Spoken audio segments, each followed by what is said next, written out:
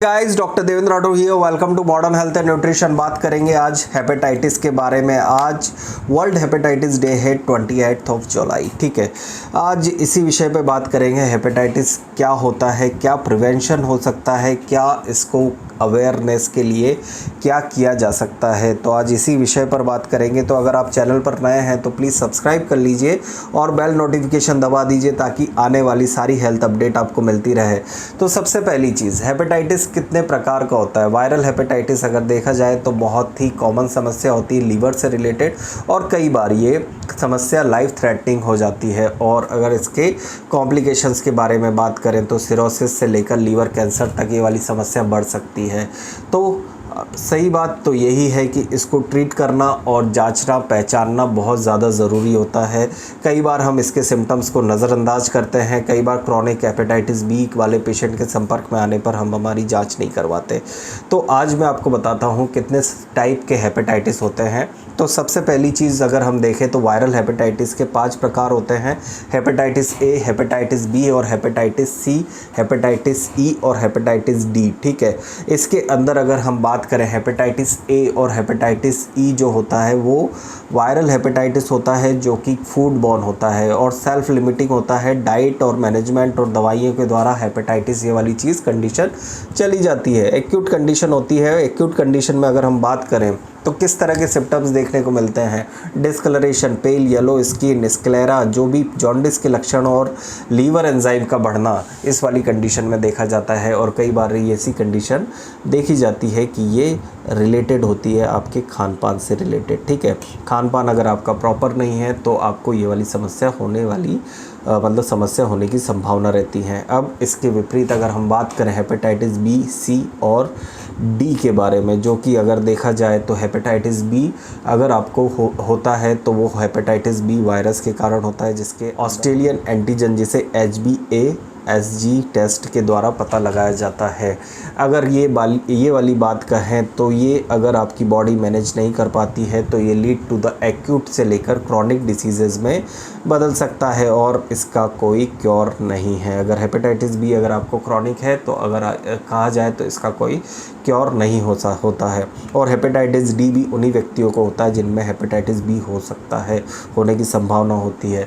साथ ही अगर हम इसका प्रोग्रेशन देखें तो प्रोग्रेशन जो होता है इसका लेटर ऑफ द लाइफ में, लेटर ऑफ द एजेस में एकदम से सडन प्रोग्रेशन देखने को मिलता है और सडनली पेशेंट्स को लीवर कैंसर या सिरोसिस जैसी समस्या देखने को मिलती है।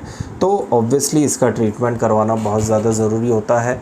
जो भी सिम्टोमेटिकली ट्रीटमेंट हो सकता है बेस्ट पॉसिबल वो आप स्टार्ट कर सकते हैं, भले ही आप किसी भी पैथी में आप स्टार्ट करें। ठीक है, नेक्स्ट थिंग हम बात करें हेपेटाइटिस सी की। हेपेटाइटिस सी वायरस के द्वारा होता है। सेम सिम्टम्स आते हैं, लेकिन कई बार अगर इनके सिम्टम्स के बारे में हम बात करें तो काफ़ी ज़्यादा एक्यूट वाले जो हेपेटाइटिस होते हैं उनमें सिम्टम्स बहुत ज़्यादा एकदम से वायलेंटली आते हैं और एकदम से पेशेंट्स की हेल्थ को डिरेंज कर देते हैं। मतलब बिलिरुबिन जो होता है बहुत ज़्यादा तेज़ी से मात्रा में बढ़ता है, जिसकी वजह से बहुत ज़्यादा प्रॉब्लम देखने को मिलती है। तो इस वाली कंडीशन को जो देखा जाता है तो एकदम से एग्रेसिवली और टाइमली ट्रीट करना बहुत ज़्यादा ज़रूरी होता है। इसके लिए आप जहाँ तक देखा जाए अगर बहुत ज़्यादा प्रॉब्लम हो रही है, आप फूड नहीं टॉलरेट कर पा रहे हो तो आपको एडमिशन की ज़रूरत पड़ती है। साथ ही साथ आपको जो एक प्रॉपर केयर होती है related to your liver, related to your diet, ये सब चीज़ों की थोड़े समय तक समस्या और इसका जो प्रॉपर जो फॉलोअप होता है, मैनेजमेंट होता है, वो करना होता है। ठीक है, अगर आपको हेपेटाइटिस है, अगर आपको हेपेटाइटिस बी है और क्रॉनिक हेपेटाइटिस है, उस विषय में हम किस तरह से आपको जनरल मैनेजमेंट करना है उस विषय में मैं आपको बताता हूँ। तो जनरल मैनेजमेंट में हमें यही करना है कि हमें अच्छी डाइट लेनी है, अच्छे फल लेने हैं, अच्छे जो रहती है डाइट के थ्रू अगर हम देखें तो अल्कोहल, जितने भी तरह के टोबैको और व्यसन रहते हैं उनसे दूर रहना है। कोई भी अगर आप ऐसी नई दवाइयों का सेवन करते हैं तो उससे पहले अपनी जो भी डॉक्टर हैं, ट्रीटिंग डॉक्टर हैं अपने, जो भी आप उन डॉक्टर को आपकी पूरी कंडीशन बता दीजिए ताकि वो आपको उसके अकॉर्डिंग मेडिकेशन लिख सकें। और हेपेटाइटिस ए और हेपेटाइटिस ई वाली जो कंडीशन होती है उसके अंदर आपको प्रॉपर जो रहता है परहेज़ करना जो बोलते हैं वो लंबे समय तक आपको करना पड़ सकता है, क्योंकि लीवर बहुत इम्पॉर्टेंट ऑर्गन होता है बॉडी का और डाइजेस्टिव सिस्टम का एक बहुत, अगर हम बात करें, एक लूप होता है जिसके थ्रू पूरा अपना डाइजेशन मैनेज होता है। तो ऑब्वियसली इसकी केयर करना बहुत ज़्यादा ज़रूरी है।